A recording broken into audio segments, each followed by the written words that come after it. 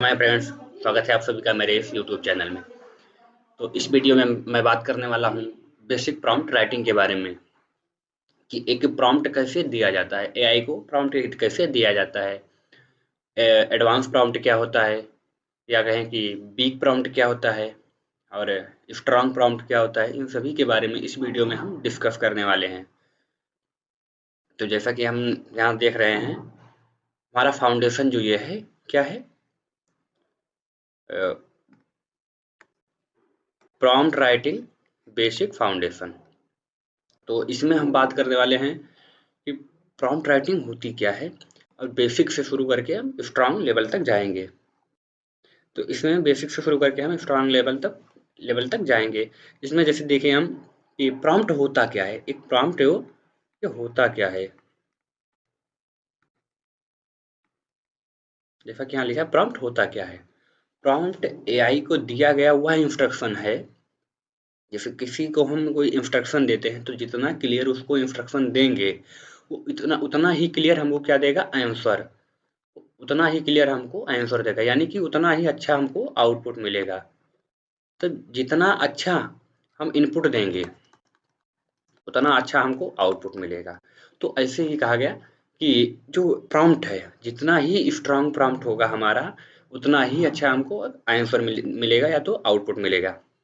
जैसे किसी टीचर से हमको कोई सवाल पूछना है, यहाँ दिया क्लियर क्वेश्चन देना। मतलब किसी टीचर को हम कोई क्लियर क्वेश्चन देते हैं तो हमको उतना ही क्लियर जवाब देता है। अगर हम क्वेश्चन को घुमा घुमा कर पूछेंगे या टीचर को समझ नहीं आए तो फिर हमको आंसर ही उतना लेट मिलेगा। तो प्रॉम्प्ट होता क्या है ये हम समझ रहे हैं। अब यहाँ प्रॉम्प्ट के दो कीवर्ड हैं, एक होता है वीक प्रॉम्प्ट और एक होता है स्ट्रांग प्रॉम्प्ट। वीक प्रॉम्प्ट क्या होगा, जैसे हमने यहाँ लिख दिया है एक्सप्लेन एआई। एक्सप्लेन एआई मतलब एआई को एक्सप्लेन करो। अब यहाँ पे क्या है कि वो जो आर्टिफिशियल इंटेलिजेंस है वो समझ नहीं पा रहा है। अब एक्सप्लेन एआई मतलब बहुत शॉर्ट में हम दे रहे हैं, ये क्या है, ये बहुत ही शॉर्ट है। किसी भी चीज़ को प्रॉपर वे में जानने के लिए या समझने के लिए हमको उसको एक लॉन्ग और मतलब एक्सप्लेन होना चाहिए वो अच्छे से, जो कि एआई समझ पाए। अब जैसे देखिए यहाँ पे हम स्ट्रॉन्ग प्रॉम्प्ट क्या होता है, वीक प्रॉम्प्ट क्या होता है। मैंने बताया कि वीक प्रॉम्प्ट जो है, जैसे मैंने यहाँ का वीक प्रॉम्प्ट क्या है, एक्सप्लेन एआई, उसी प्रकार एक स्ट्रॉन्ग प्रॉम्प्ट अगर हम कोई दे रहे हैं, स्ट्रॉन्ग प्रॉम्प्ट हम दे रहे हैं तो स्ट्रॉन्ग प्रॉम्प्ट क्या हो रहा है, क्या होगा।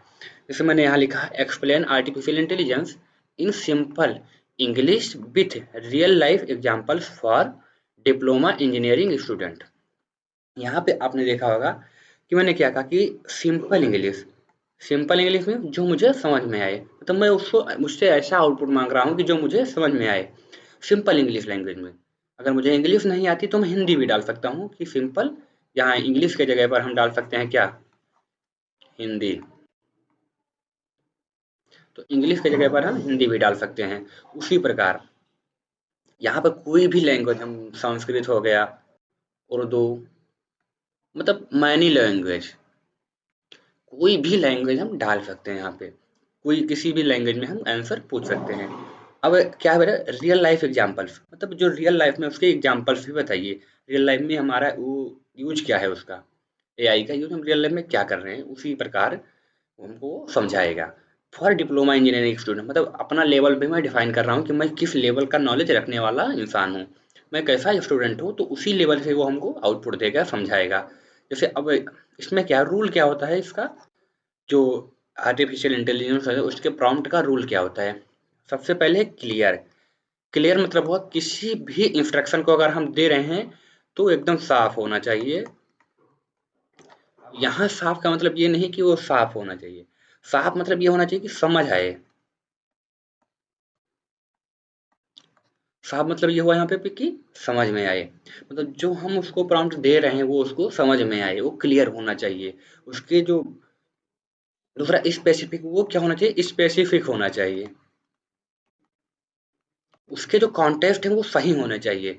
कॉन्टेक्स्ट में क्या होता है कि जैसे हम कुछ लिख रहे हैं तो उसके कॉन्टेक्स्ट में ही गलती कर दी। जैसे मैंने लिखा, मतलब मुझको लिखना है TEXT, अब मैंने यहाँ लिख दिया TA और हाँ टेक्स्ट, तो ये हमारा गलत है और ये सही है।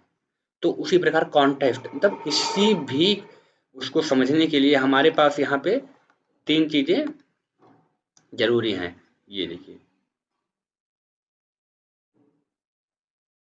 क्लियर, स्पेसिफिक और कॉन्टेक्स्ट। 3 चीज़ें हैं बहुत क्लियर होनी चाहिए।